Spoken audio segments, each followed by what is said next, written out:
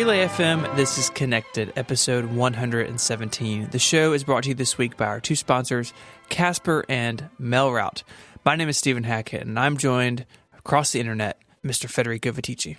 Hello, Stephen. Hi. Hey, buddy. I am coming to you from across the world and the internet, so...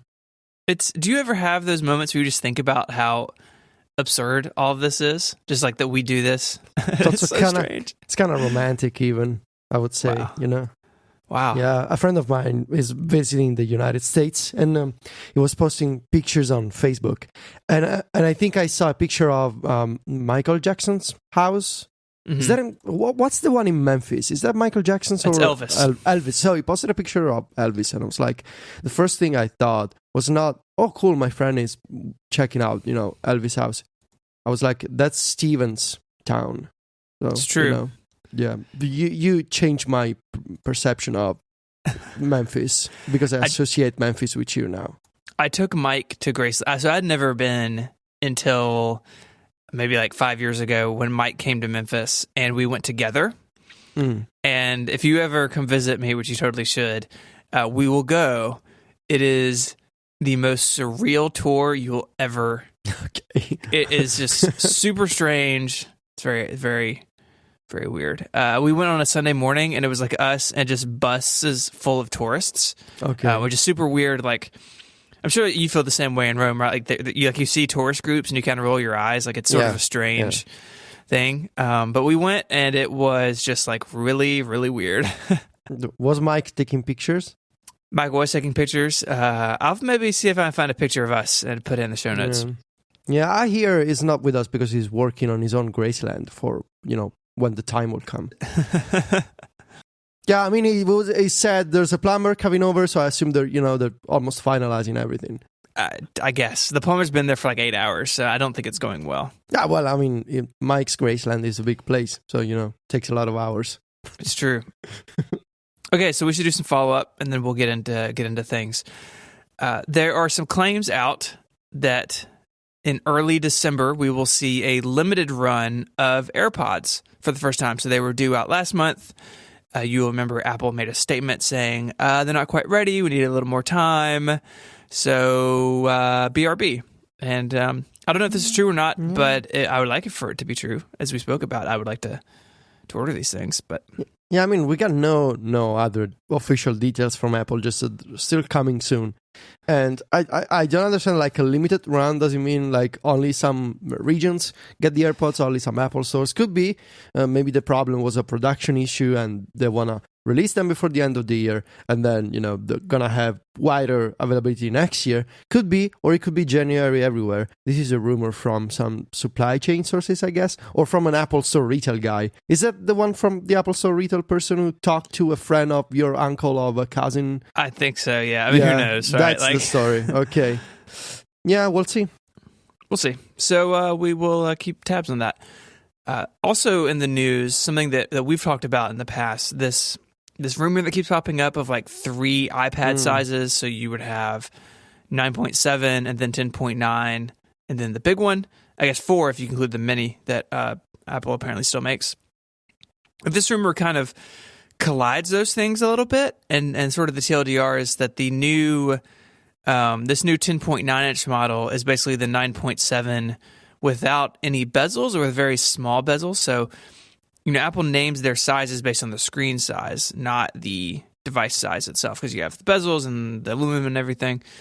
But this would push the iPad into this territory that we've talked about, the sort of the unicorn iPhone with like no home button, no bezels, all glass. And this rumor says like, well, the iPad may beat it there as early as this spring. What do you think about this? Because I have lots of questions. This is interesting, right? Because we're not just talking about a different size; they're also kind of implying without bezels. So that what does it happen with the home button? Do we get an iPad that ditches the home button before the iPhone does? And if it truly is an iPad with a virtual home button, how does it work in terms of software? Does Apple use gestures to navigate the iPad, to navigate between apps? And the idea sounds amazing on paper, right? To have like a single piece of glass, large, beautiful display that you hold in your hands and you don't see the bezels. So in theory, that sounds incredible. But in practice, I wonder how is it going to work? Because I already have so many doubts about the iPhone.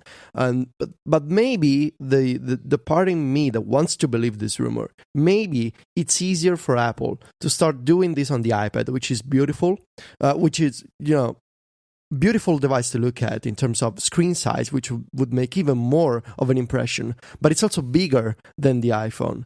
So it maybe allows Apple to experiment with an easier device, if it makes sense.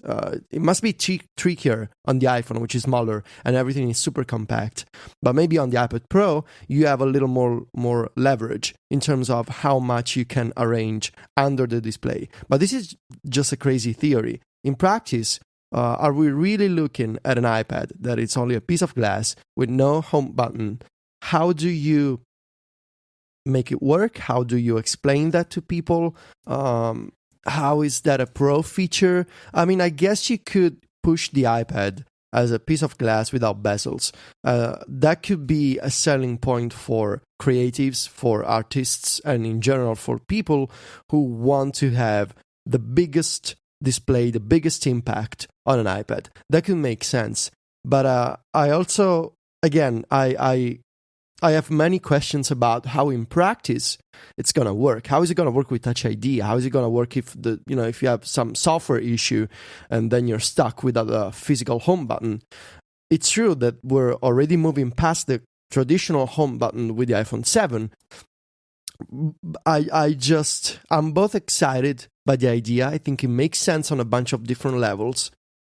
And I think it's going to be, if it's really just a piece of glass without bezels and without buttons, it's going to be a beautiful device. But on the other hand, I'm also concerned that it's going to be difficult in a bunch of other ways. Yeah, I think I agree with all of that. And I mean, I think back to the iPad Mini and then the iPad Air, that the bezels had been even all the way around, and then now they're skinny on the side, which is where we've been for a while now.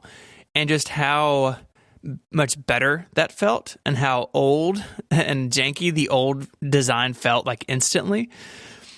This idea of like just having a piece of glass really feels like the future, but there's some real usability questions I have. They've gotten a lot better at the thumb detection on the sides. If you're holding and scrolling, your thumb doesn't stop the scroll.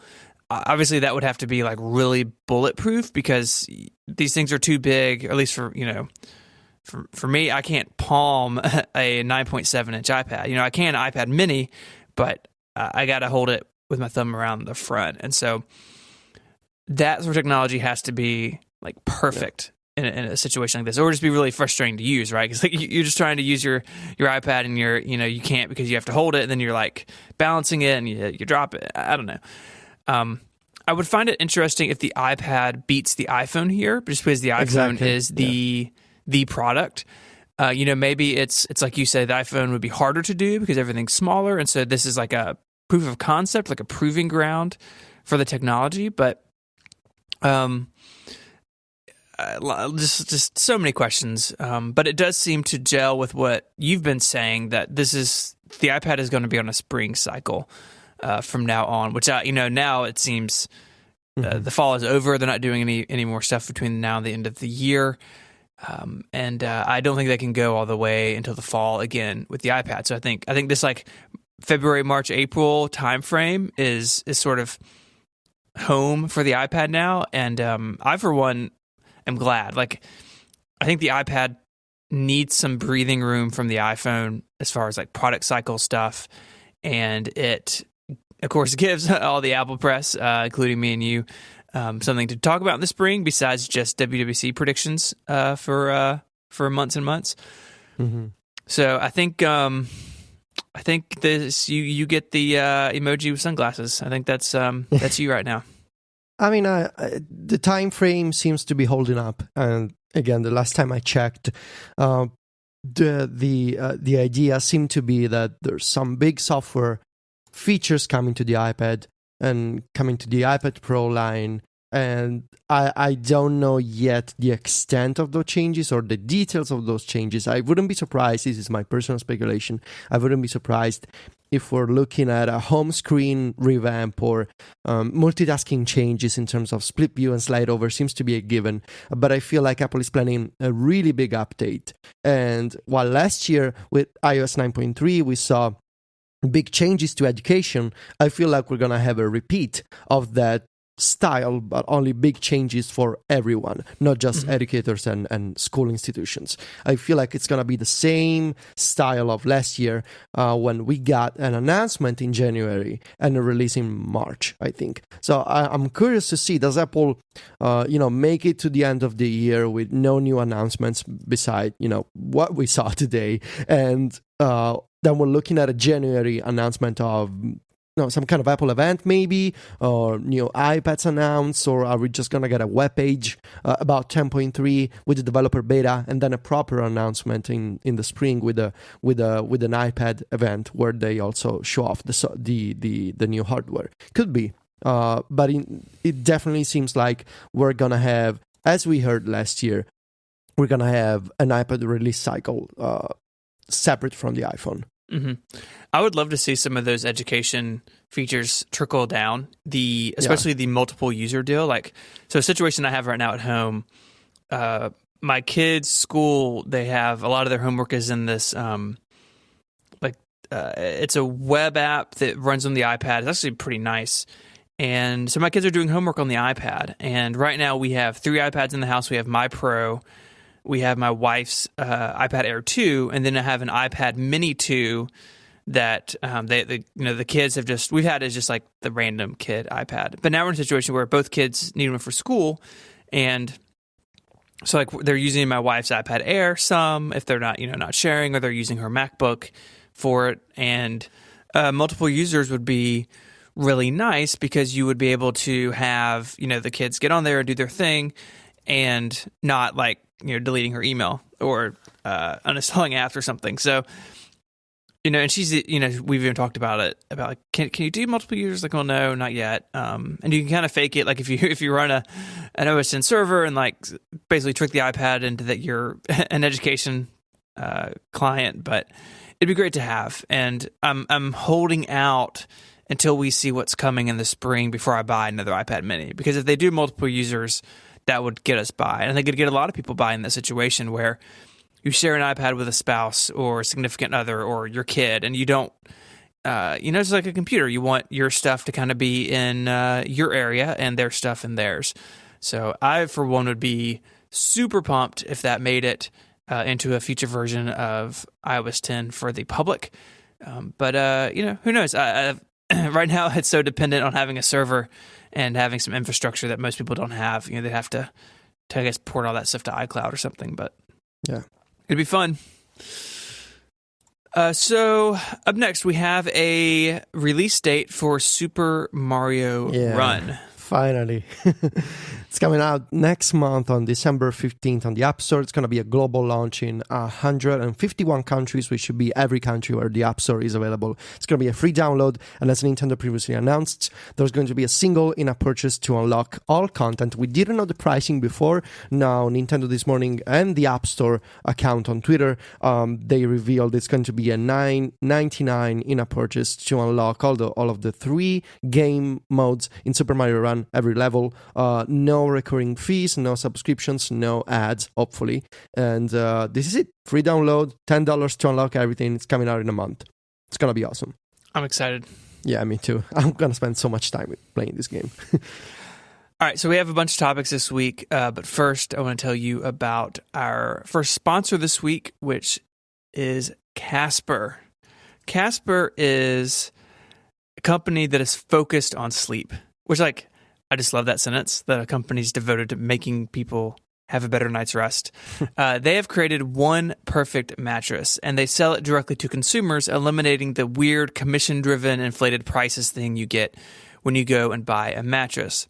Because the mattress industry is being revolutionized by Casper, because they're cutting the cost of dealing with resellers and showrooms and passing that savings directly to us, the consumers. It's an award-winning mattress that was developed in-house that has a sleek design and is delivered in an impossibly small box. I mean, this thing comes in, you slide it in your bedroom, you cut it open, it just sucks all the air out of the room and expands. It's really amazing. In fact, I periscoped the opening of ours because I found it so much fun. In addition to this mattress, Casper now also offers an adaptive pillow and soft, breathable sheets. Now, this thing has quality written all over it. An in-house team of engineers spent thousands of hours developing the Casper mattress. It's obsessively engineered at a shockingly fair price. It combines springy latex and supportive memory foam to create a mattress that has just the right sink and just the right bounce. Plus, it's breathable, so you can help regulate your temperature throughout the night. Now, mattresses are expensive. They can often cost well over $1,500, but the Casper mattress costs $500 for a twin, $600 for a twin XL, $750 for a full, $850 for queen, and $950 for a king-size mattress, and they're made right here in America. Buying a Casper mattress is completely risk-free. They offer free delivery and free returns in the U.S. and Canada with a 100-night in-home trial. If you don't love it, they'll pick it up and refund you everything.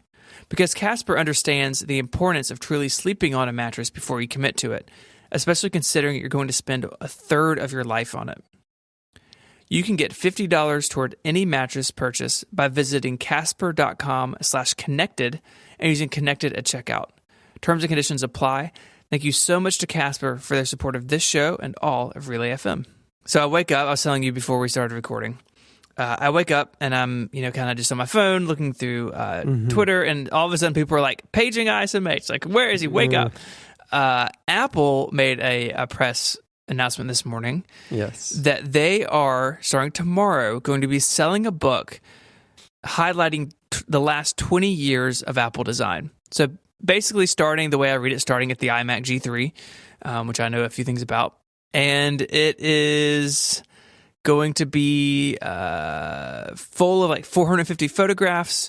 It's going to be available in two sizes, basically 10 by 12 at $199, 13 by 16 inches at $299, and limited availability in retail. This is exciting for me because I like this stuff. And then like people on Twitter are like, I don't know who to spend money on this. I'm spending money on this. But I'm me. It's right in my wheelhouse. It's like it's gonna be like a new I don't know, like the book that you buy in multiple versions and you just place around the house in multiple spots. It's gonna be like the new kitchen coffee table book for you. As excited as I am about it, and as excited as some Apple fans are, and I totally understand that people thinking this is nuts because it's a lot of money. What is going on here? So this is, Apple doesn't look back very often. They did their 40 years and 40 seconds video last year, and it was pretty easy to write that off as like, where they're leaving Town Hall behind, and they want to kind of remember what it's given the company. But this is something different. And I would argue it's not really even Apple history. This is Johnny Ive history. And yes, like he did design stuff before the iMac, but the iMac was the big hit. This feels, to me at least, and I want to see what you think about this, this feels a little bit like a Johnny Ive like farewell tour. Or like when a band puts out their best of record, you kind of know they're done, right? Like I've been thinking about this. Okay. So I've been thinking about the reasons why a band does the greatest hits. And I came up with 3 reasons, I think. One is the farewell tour. Like they're saying goodbye and they want to be remembered with their best songs. The second reason is sometimes you see a band doing the greatest hits because they want to sort of have a clean slate. So they do the greatest hits and then they start doing something new. Whether they switch genres or they switch the lineup of the band, they do the greatest hits and then they continue doing something different. And then there's the money grab when they just want to make a quick buck and they release the greatest hits with minimum work and they put together a bunch of songs. They don't do any remasters, they just do a fancy booklet maybe with some really inexpensive extras, and they sell you for like $15 or $20. And those are the 3 reasons. Now I don't see Apple having to make a quick buck from a book, because they have a lot of money. So the 2 reasons that I'm left wondering about is Johnny Ive saying goodbye, or is Johnny Ive ready for something new, and he wants to have this kind of, compendium, if you will, this kind of collection about everything before he moves on to the next big thing. And I honestly don't know, because on the one hand, I'm kind of concerned about, being too, and you wrote this on your post on 512, Apple has been more in touch with its past lately. For these past few years, we've seen that the Mac celebration, with 20 years of Macintosh. There was some kind of other video last year, the call out to old Macs at the Mac event. And it seems like the general feeling is we're thinking about our past more. And it's cool, every once in a while. But when I woke up this morning and I saw the press release, my first reaction was, oh, cool, they're going to have another webpage. When I saw Designed by Apple in California, my first reaction is, it's going to be a webpage or a video. And instead, it's going to be not a $300 book. It's going to be a $300 book. And that makes me think, when it's cool to be nostalgic, but it's another thing to make a $200 book for how beautiful it must be, great photos, whatever. There's a description of the engineering process behind the making of the book, which I really don't want to read because I know half of these words. But I'm kind of concerned on the other hand, because, it's, when you're being too nostalgic, when you're thinking too much about your past, that's not, something that I envision Apple doing often. So I'm kind of torn between two stances here. It's nice, it's beautiful. Apple products and Apple design has to be celebrated because it's unlike anything else. But also, Apple is very famously the company who doesn't like to dwell on their past. They like to move forward. They like to do the next thing. And so to have a press release and a $200 book with a $300 version for the Plus model, it's kind of odd. Did you just call it the Plus model? No, it must be called internally. So I've been thinking about this too, and I think I'm going to amend my blog post or post an update to it. I think my position has changed a little bit in that Steve Jobs didn't like looking back. I linked to it in my blog post.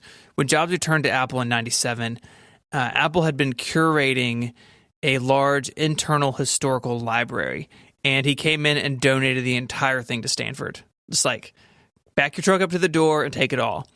Apple has since been slowly rebuilding that. On occasion, you see these stories, or if you're like in this world, you know that Apple will sometimes reach out to people to want to purchase software or purchase a piece of hardware that they are building a collection internally. There's a story that they're going to be reopening a museum at Campus 2. So what I think is that Jobs didn't like to look back, and that Apple, in the year since Steve's passing, has changed about that. And it's weird because it's still new, but I think we're going to see more of this in the future. But it's just the thing to me that I keep going back to is what does it mean for Ive? What does it mean for, like you said, what direction is he going? Is this a swan song type deal? Or is this hey, this is what we've done for the last 20 years. Buckle up because some new stuff is coming. And we can talk about some of that new stuff. We have one of those topics later in the show, but it's just an odd moment because this sort of retrospective look is still fresh from Apple and a little bit uncomfortable, I think, for some of us who are just, when you first think about Apple looking back, you think about how Jobs didn't like doing that, and now they're doing it. But I got to say, it's the most Johnny Ive product ever. Here's what I want to ask you.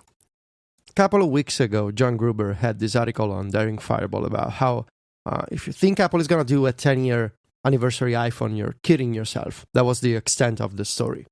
Now, if a company does a book with 450 photos and it sells it for $200 and $300, is it also the company who's never going to do a 10-year anniversary iPhone?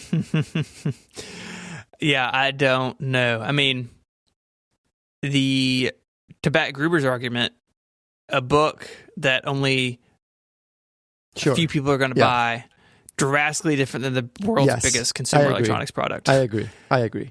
but you never know. I don't know. But you can I guess you can be nostalgic for things that don't matter and not nostalgic for the product that gives you the most income. So when it comes to the iPhone, you're always looking forward, but when it comes to a book, whatever, let's just make money off old products. But it's sort of, I think this book betrays the fact that there is an underlying feeling or thought process inside Apple that has a bunch of executives who like to celebrate old things. So it's not completely unlike Apple at this point to be nostalgic. We could argue that they're never going to do this for the iPhone or for current products. We could argue that they're going to do it for things that are just minor announcements like a book or like, I don't know, a poster. I mean, it could be anything at this point. But to say that Apple is not 100% nostalgic, that Apple never looks back, that at this point is incorrect because they are looking back. Yeah, absolutely. Maybe in 2 years they will do a 20th anniversary iMac, and it will be, beautiful 5K display covered in blue, green, translucent plastic. So I will, like I said, I'm going to be ordering one. I would point people to Iconic Book. There'll be a link in the show notes. If you are into this sort of thing, but you want more than just the last 20 years, if you want to see a bunch of stuff before that, this is a book by a friend of mine, a guy named Jonathan, and it is it's like this, right? It's like high production photography. He traveled the world taking pictures of people's collections and rare items. And so we'll have a link to that in the show notes. They have been a sponsor in the past. They're not sponsoring this. I just really like the book. In fact, he sent me I feel like a pre-production copy of it here, and it's a really nice gift or something. Both of these things are going to be nice gifts for Apple nerds in your life this Christmas. But it's there's a lot of resources out there if you're into this sort of stuff and don't want to spend $300 for a how did Apple describe it? Specially milled, custom dyed paper with gilded matte silver edges, using 8 color separations and logo ink. Linen bound. I mean, what is happening? Has to be like some kind of secret code. If you're also an engineer and you hear somebody talking this way, they're like you because they are using the same words, like a special passphrase. Low Ghost Inc. is going to be my new band name. They did say it's been in development for 8 years, so Jobs was around for at least the beginning of this. I like to think that it was like a secret, like Johnny Ive had it on his personal Dropbox account. It was like just taking pictures at night, and it's like, one day I'll do it, and tomorrow is that day.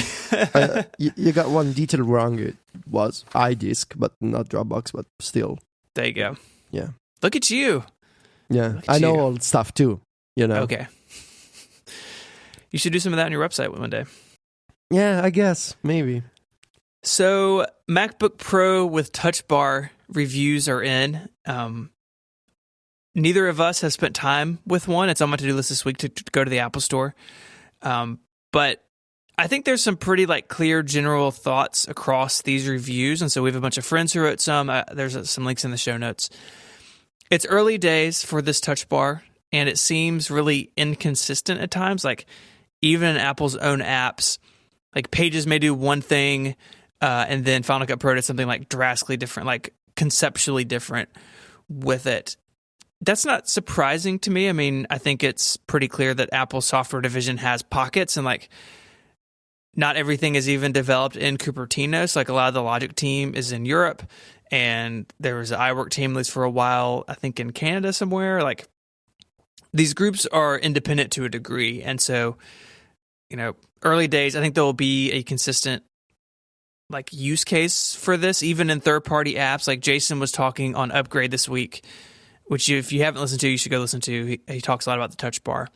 That even in development of pCalc, James Thompson has been changing the way things work based on feedback and trying to fit into what is going on with use case and like how, like when does it make sense to leave your keyboard and touch the touch bar and then come back? Like when does it make sense to like do something on the touch bar, then you have to go to the trackpad and look at the screen? Like these things all just seem all over the place right now. But I think it will get better over time as like consistent use case kind of builds. I mean, I think it's similar to like some stuff we've seen on iOS with like some of the early days of like the extensions, and you would see like one developer implement something, and then another developer implement like what would be the same feature but in a drastically different way, and I think that will sort of all gel over time. Yeah, I saw a few screenshots. Of course, this is not high on my list of things I'm interested in, but I read the reviews. I still had to watch the Casey Neistat review that Mike sent us a link this morning. I think it's going to be interesting to see how both Apple and developers figure out the touch bar together. It reminds me of widgets in a way that, initially it's all over the place, and maybe Apple will sort of revise and redesign some of their implementations. One striking difference, I think, is on iOS with extensions and widgets, we saw some App Store rejections because some developers were trying ideas that Apple said, well, maybe you shouldn't really do this kind of widget on the iPhone. So we saw a bunch of back and forth for these new designs, new features. I don't think we're gonna see the same on the Mac, because I mean, the Mac App Store is already a problem. Now you're gonna even reject apps. So I don't think we'll have that kind of scenario on Mac OS. But it's definitely interesting to keep an eye on what developers do and what's gonna happen. I do like that it's open to developers right out of the gate. This is not something that is like tied to the Mac App Store. Like 2011, Apple would have been like, you can only use it if you're in the Mac App Store, and now you can even use iCloud stuff. It's so I like that it's open, but the trade-off there is that it's going to be messy for a little while. And something that Jason said that I've been thinking about, I thought this initially, I think some people said it, was that it being only on the notebooks was going to limit their like penetration of this technology, that just being on laptops means that pros won't have it. And to Jason's point, the notebooks are like 2/3 of Mac sales these days. And even though it's just on the most expensive models, it will trickle down. And so even if it's never on the iMac, which I hope it is as an iMac user, that it's still going to have like wide adoption in the Mac community eventually. So speaking of the touch bar, if you have a Mac without one, if you don't have one of the new MacBook Pros, our friend Daniel Jacquet is making a Touche, which is basically simulates a virtual touch bar on your Mac. We've seen a bunch of these utilities on GitHub over the past couple of weeks. I think this is an easier way to install this kind of app to simulate the touch bar on the screen, which is completely not like having the real thing, of course, but it helps you, understand what it looks like in software, and two, it helps you take screenshots of the touch bar, which I don't think it's natively supported on the MacBook Pro. So if you're looking for a way to sort of see what the buttons look like, what the interactions look like, and what the general feel of the touch bar could be, it's a free download from the Red Sweater website. I still haven't run this on my Mac because I feel like it's gonna die, because if I install this kind of hack, and I don't want my MacBook to die just yet. But it's I think it's interesting, especially if you wanna open multiple apps that have been updated for Sierra, and you wanna see how the shortcuts and the buttons change, not just when you switch between apps, but also when you change the view inside of the same app. So the touch bar, the controls can change whether you're editing a document or creating a new document, for example. So that could be interesting to check out. Yeah, so I did install it on my new non-touch bar MacBook Pro, and it's interesting to see how the context switching works and to see how the software interacts with it. It's weird and not very useful because you can't actually touch it, although I did find myself wanting to touch my screen, which was really concerning as someone who tries really hard not to do that. But I think overall, it's a good example of like how it works. But I think actually having the physical touch bar obviously is way better. I mean, this thing is only useful to like understand how it works and take some screenshots. But props to Daniel for making it, because I was having trouble understanding how the control strip, which is like the system controls on the right hand side, how that interacted with the rest of it and like the different modes. And this did help me sort of grok that a little bit better. So if you want to play with it, it's just a free little download, and you can kind of see how it would work. I will say that so far I'm still okay with my purchase of the non-touch bar MacBook Pro, really for the same reasons I said initially, the cost, and because I'm using an iMac now at my desk, I didn't want to be in a situation where I had the touch bar just sometimes, in case I did find it really useful. And I was a little afraid of like that, becoming a stress point in my setup. So I'm still okay with the fact that I bought the cheapest one. The battery life seems to be better. The reviews, something that's in all of them is like battery life is kind of real inconsistent, and I have that on mine. Like last night I was using it and the battery life was amazing, but like 2 days ago, last time I pulled it out, it wasn't. So there seems to be some issues there maybe, but the non-touch one is perfect for my needs. I really wanted a Retina MacBook Air, and that's really what I have here. So, it's an exciting time if you're in the market for a Mac notebook. There are like in Casey's video, there are disadvantages if you're a professional. Like just the other day, actually, I was out taking some pictures, and I'd grabbed my MacBook Pro, and I wanted to import some of them, but I didn't have the SD card reader with me, and like I cannot believe that's gone from the new machine. It's super frustrating. But there are those trade-offs. But if you're in the market for a new machine, or the touch bar really calls to you, I don't think there's anything in these reviews to dissuade you. I think the worst thing in these reviews is that right now the touch bar may be a little gimmicky until developers take full use of it. Mm-hmm. But I think if you need a new machine, I would say these are perfectly good options. So I think that does it for MacBook Pros. We're going to get into some really strange stuff here after this break. But this show is also brought to you by MailRoute. Do you know who should be handling your email security and delivery? People who do just that, and that's MailRoute. All the big companies are bowing out of the email protection business because it's hard work. Postini went away, and now McAfee and MX Logic. Google even came out and said that if you want to use a gateway service like MailRoute's, that they would prefer you do that so they don't have to filter your Google Apps email. So who can you trust to do this job properly and be around for a long time? That's MailRoute. Their team has been focused entirely on email security since 1997. They know what they're doing. They protect your email and hardware against spam, viruses, and other threats, and they deliver your email even when your mail server cannot. Now, unlike some of these services, there's no hardware or software to install. If you own your domain, that's all you need to use MailRoute. The interface is easy to navigate and loaded with admin tools, including an API, and it's all designed to make your life better. No spam, no viruses, no bounced mail. Whether you're a small home business or a huge ISP, MailRoute can handle you. They handle customers of all sizes and provide the same level of outstanding tech support to everyone. MailRoute protects your email from spam and viruses and guarantees mail access during outages. That's it. That's all they do.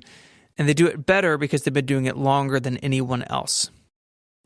Stop spam today and sign up for a 30-day trial at mailroute.net/connected. And because you're a listener of this show, you'll get 10% off for the lifetime of your account. Thank you so much to MailRoute for their support of this show and Relay FM. So, tell me about spectacles. This must be great for you, Steven. Yeah, I wish... Tell me about spectacles. Okay, so, are you aware of teenagers, right? I see them roaming the streets in packs. So yes. Well, there's many of them, and they use this app called Snapchat, right?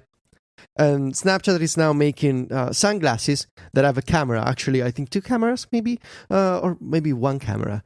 Just one.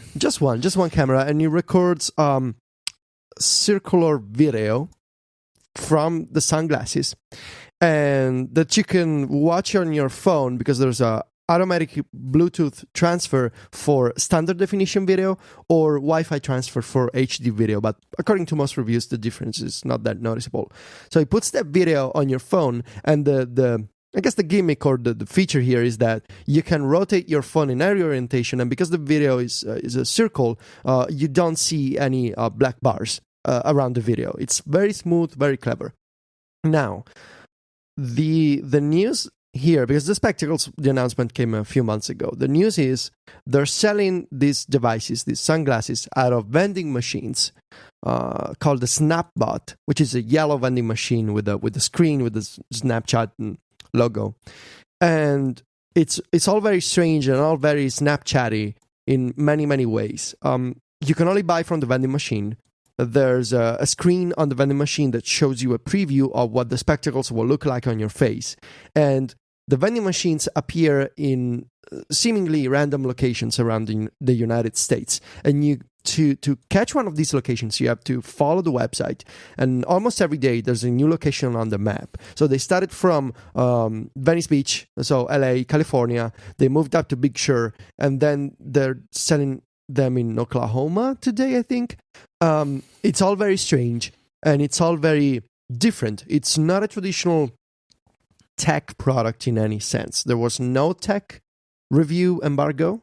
There was no big reveal to bloggers.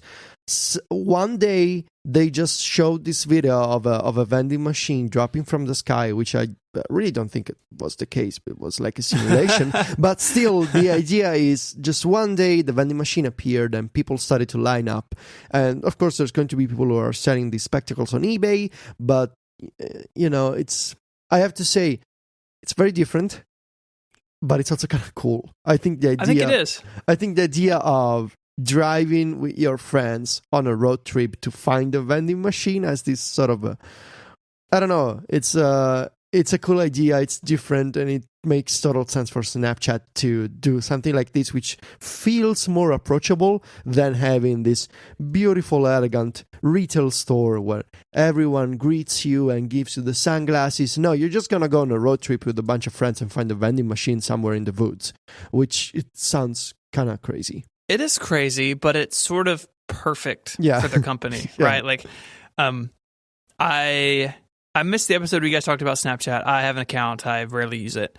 But their vibe of the company and the app, like, this fits it perfectly. Like, these vending machines are super weird, but super adorable. Like, they look like the Minions out of the animated movies that if you're a parent, you're groaning inside thinking about that. But I like that it is not like this big tech product. That is just something that they made, and they're just putting it random places and going to let their fans find them. I think it's cool. And, there are some like hands-on impressions. There are some reviews. The Verge had one. Mashable's got one. Austin Evans has a good video. Mm-hmm. And then the guy who did the video with cut him in half, which is sort of hilarious. But it's just one of those things, like, it's so different from what we normally see in the industry that you have to pay attention to it. Even if you don't use Snapchat or like don't understand it or think it's silly, you have to respect them for doing something that is both like totally different from everybody else, but like perfectly on brand for what they do. Definitely. I mean, it's completely unlike what we've seen before. Compare this to the Google Glass announcement, the reviews from the press. It's not a tech product in any sense. It's almost like a fashion object.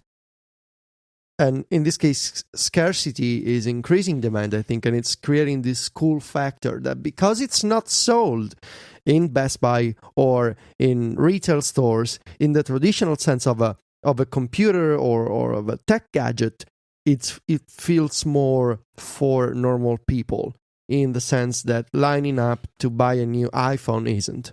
And we've seen this from Snapchat before, how they can use tech to reach this much more normal audience of everyday teenagers, everyday people, not the ones who obsess over, megabytes and standard resolution. I bet that most people don't even know that the camera has 2 resolutions in the Spectacles because it doesn't matter. They're selling this accessory and this idea, they're not selling a camera on the glasses. The Google Glass was a camera with a bunch of Google features. This is a pair of sunglasses that work with Snapchat, and that's it. It doesn't feel like a tech product. It looks stylish to me. I don't know if it's going to be a big thing, if it's going to be a fad, if Snapchat is going to care about an international launch, but the feeling seems about right to me. Yeah, I think so. And I agree with you. They look good. They're not as cyborg as the Google Glass were. And I think they've taken some lessons from Google Glass where you have the camera on the other side, you have a little ring of LEDs that spin when you're recording. It's very clear when it's recording, which I think was one of the, even if it wasn't an actual problem with Google Glass, it was a perceived problem that like people are recording, you don't know it. Yeah. This helps with that, I think. I think it's pretty clear that if you see spinning LEDs, you may not know it's a camera, but you know they're doing something. Mm-hmm. And I think that's coupled with the fact that they're sunglasses, that you're not wearing these, indoors. Like there was that unless you're crazy. Yeah, I mean, unless you just are super way cooler than we are. It is a different thing. Like if it's something that you're going to put on. How much video do they shoot, or how long is the battery? It's like 16 minutes of battery life or something. Like this is not something you're going to wear all day, and it's going to be it's not going to be like an Apple Watch where it's something that you interact with throughout the day. It's something that you put on. Maybe you're wearing it, but you're using it for very short periods of time. My guess is you'd be using it in situations where people may know what they are. I mean, I think that the fact that they have this buzz around them and they look the way they look, maybe that helps. But the tech is pretty interesting too. So you mentioned this, the video is circular. And so basically you're looking at one of these videos, and as you like turn your phone in your hand from like portrait to landscape and beyond, the viewfinder shifts around the image, which that's super hard to explain. Like go look at some of these links and watch it if you haven't seen it. It's a really cool effect, and I think there's a lot of opportunity for creativity in that. You can have something like hiding that in your field of view that people don't see until they turn their phone, or like I think people are going to really play with this format because it is a new format to a degree. I think that opens a lot of doors. Yeah, I wouldn't be surprised if this is going to be eventually a mode or an API in the iOS camera, because the interaction is very smooth and it captures this beautiful edge-to-edge video that you can rotate, and it keeps the center, doesn't show you any UI chrome around. It's all very smooth, all very, very different. And I feel like once you see it, you're going to want all of your videos to be like that. So definitely a very smart interaction from Snapchat, who's not new.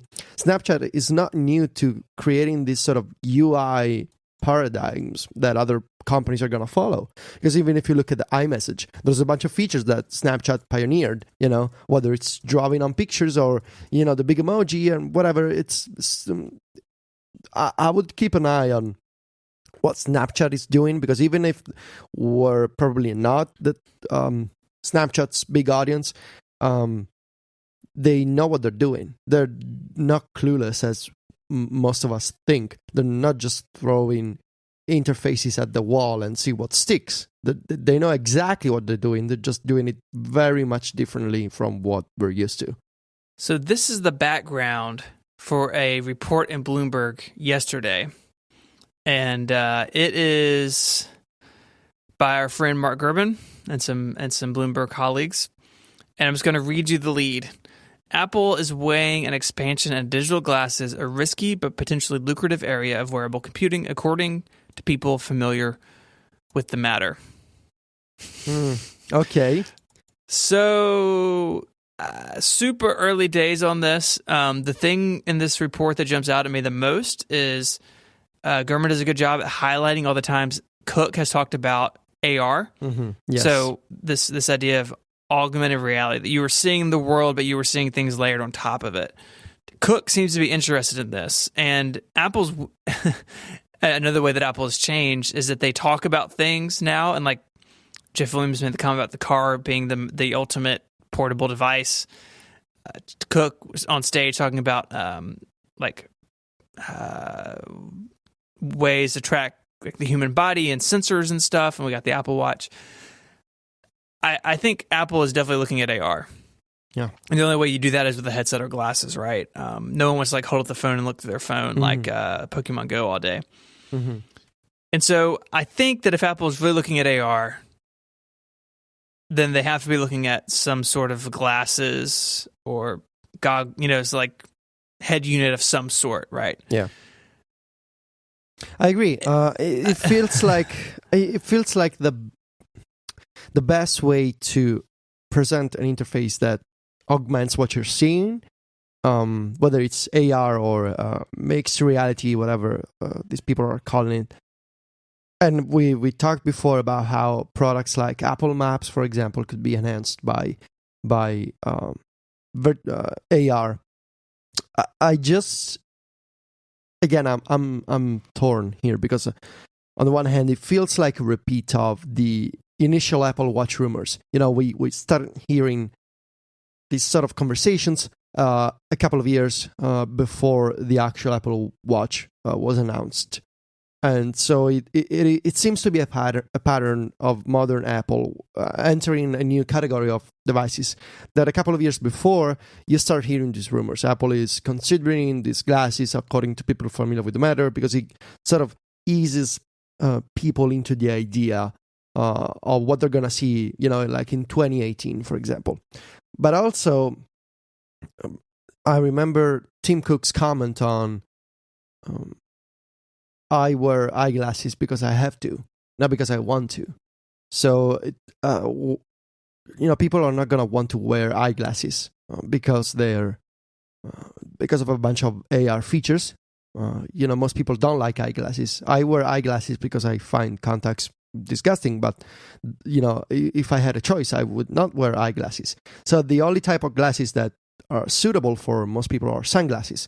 And this to me feels like a response to the buzz around Snapchat and the spectacles, because the type of glasses that people want to wear are sunglasses.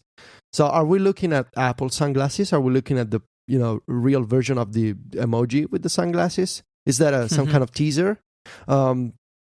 I feel like with Apple's involvement with the Apple Watch, with a bunch of different fashion companies, it's not too crazy at this point to imagine Apple doing their own sunglasses with a bunch of partnerships with, like Gucci or Ray-Ban, for example, and to have, maybe Apple could be a provider of AR features for other type of sunglasses, because you also need to consider that unlike the Apple Watch, the wrist is pretty much universal, right? The wrist is a universal point of the human body, in the sense that once you nail the concept of the band and the measurements and the size of the band, you don't have any special requirements for the wrist. It's just a wrist. You just put the watch in there and you're set. You just need to adjust the band. But putting something on your face and in front of your eyes, well, that's a much higher degree of complexity, because people have different eyesights, because people have different eyesight-related problems, and also something on your face sticks out much more than a watch on your wrist. So the degree of complexity and the proposition that you make to people has to be so perfect, has to be at the same time so versatile, because otherwise everybody's gonna look like, like robots wearing the same, AR glasses on our faces. Now, I find what Snapchat is doing much more simple to get people into this idea. You don't see any interface in front of you. It's just a pair of sunglasses with the camera, and you see the video on your phone. But the rumor here is Apple is exploring AR. It's going to put an interface in front of your eyes.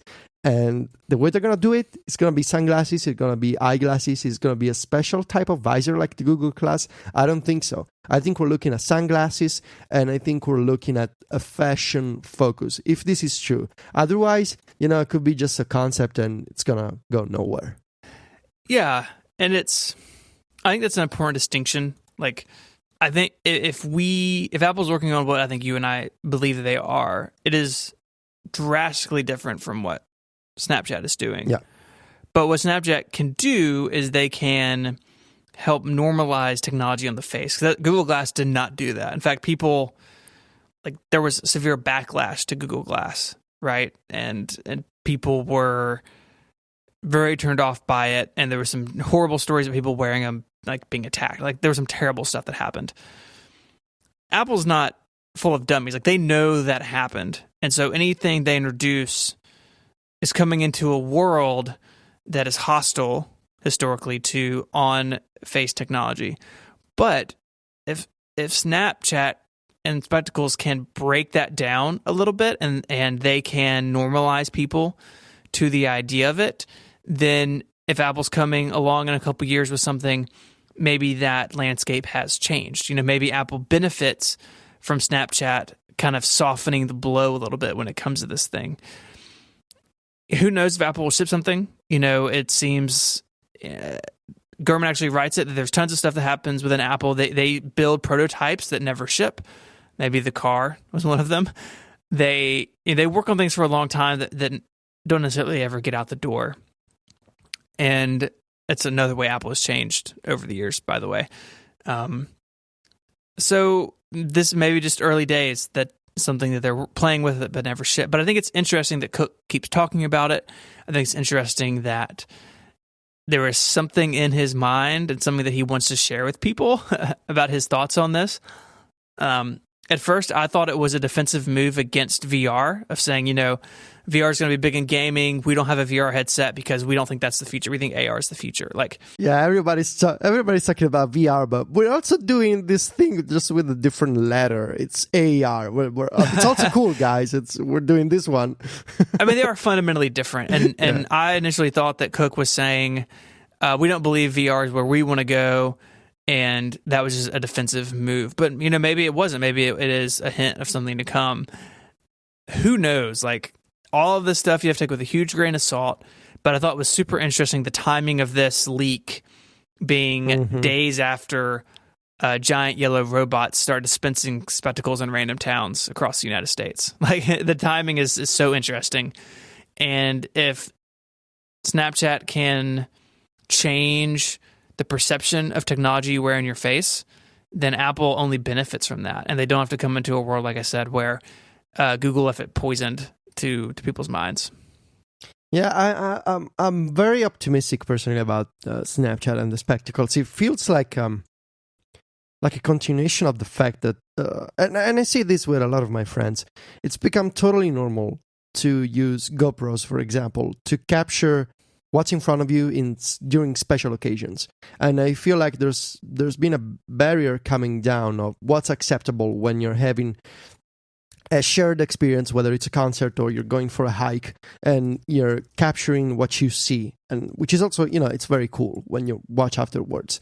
And so I think they're sort of riding on that sort of changing perception with a product that is much cooler than a GoPro, and that is also quite useful because it's sunglasses. And it makes total sense for, when you go to concerts or when you spend a weekend, at the beach, for example. I think it's a very sensible use of a device that is meant to be used outside, with what Snapchat is best at doing, which is letting people share memories in a non-creepy way.